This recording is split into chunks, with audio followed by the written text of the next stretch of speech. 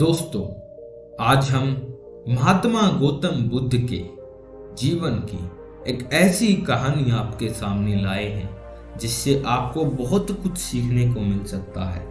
उनके बचपन की एक ऐसी कहानी जब उन्होंने एक अपने भाई को ही सीख दी, अपने भाई के साथ साथ राजाओं और मंत्रियों को भी एक बहुत बड़ी सीख दी।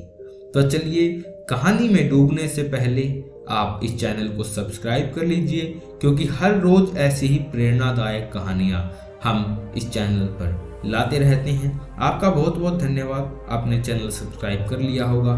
तो चलिए कहानी की शुरुआत करते हैं। एक दिन राजकुमार सिद्धार्थ अपने चचेरे भाई देवदत्त के साथ बाग में घूमने आया था। जहां सिद्धार्थ कोमल हृदय का बालक था, वहीं देवदत्त झगड़ालू व कठोर स्वभाव का था। सिद्धार्थ की सभी प्रशंसा करते थे, देवदत्त की कोई प्रशंसा नहीं करता था। इसलिए देवदत्त मन ही मन सिद्धार्थ से जलता था।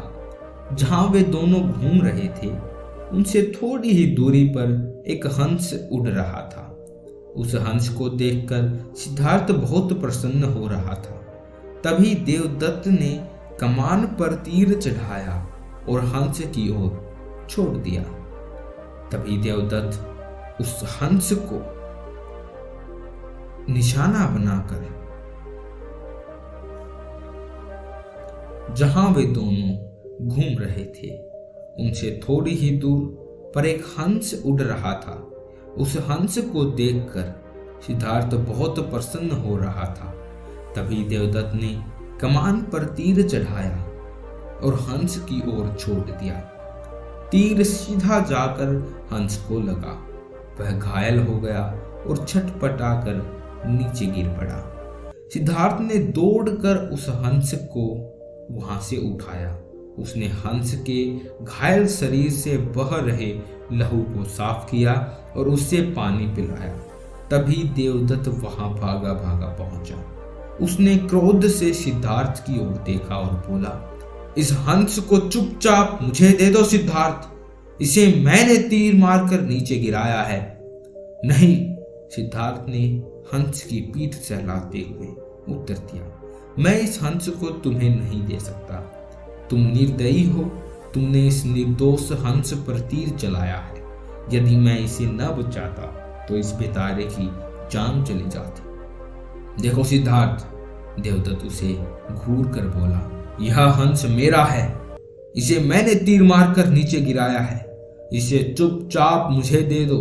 यदि नहीं दोगे तो मैं राज दरबार में जाकर तुम्हारी शिकायत करूंगा। सिद्धार्थ ने उसे हंस देने से साफ साफ मना कर दिया। देवदत्त राजा शुद्धोधन के दरबार में जा पहुंचा और सिद्धार्थ की शिकायत की। शुद्धोधन ने उसकी शिकायत को ध्यानपूर्वक सुना और फिर सिद्धार्थ को बुलावा भेजा। कुछ ही देर में सिद्धार्थ हंस को लेकर राज दरबार में उपस्थित हो गया। राज दरबार के ऊंचे सिंहासन पर राजा शुद्धोधन बैठे थे।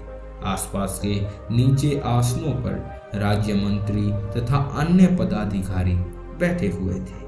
कई सैनिक हथियार लिए द्वार के निकट खड़े थे। शुद्धोधन के संकेत करने पर देवदत्त सिर झुकाकर बोला, महाराज, जो हंस इस समय सिद्धार्थ के पास है वह मेरा है। इसे मैंने तीर मारकर पृथ्वी पर गिराया था। सिद्धार्थ ने इसे उठाकर अपना अधिकार कर लिया। यह हंस मेरा है, कृपया इसे मुझे दिलाया जाए। राजा शुद्धोधन ने सिद्धार्थ की ओर देखा और बोलने की ओर संकेत किया। सिद्धार्थ ने सिर झुकाकर शांत स्वर में बोला, महाराज, यह हंस निर्दोष है। यह बिना किसी को कोई कष्ट दिए उड़ा जा रहा था और फिर निकट ही एक पेड़ पर बैठा था।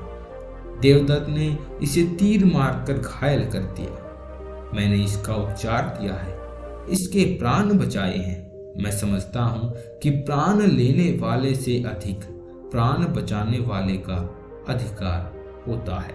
मैं आपसे प्रार्थना करता हूं कि यह हंस मेरे पास ही रहने दिया जाए।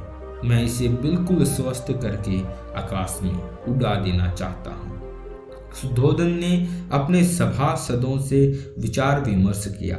वे सभी एक ही स्वर में बोले, महाराज, राजकुमार सिद्धार्थ का कहना बिल्कुल ठीक है।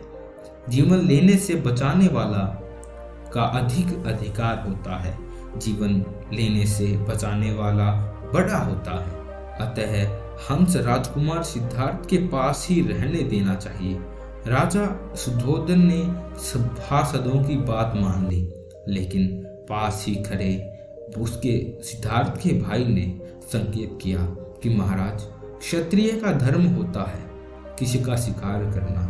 अब मैंने शिकार किया है तो इस पर मेरा अधिकार होगा। तो सिद्धार्थ की ओर इशारा करते हुए राजा ने बोला कि यह बिल्कुल ठीक कह रहा है। क्षत्रिय का धर्म होता है कि वह शिकार करे। देवदत्त को यह हंस दे दिया जाए। सभी सभा में बैठे हुए लोगों का चेहरा मुरझा गया, लेकिन सिद्धार्थ ने इसके लिए क्षमा मांगी कि महाराज, मैं यह हंस नहीं दे सकता। देवदत्त बहुत ही क्रूर है और क्षत्रिय का धर्म जान बचाना भी होता है।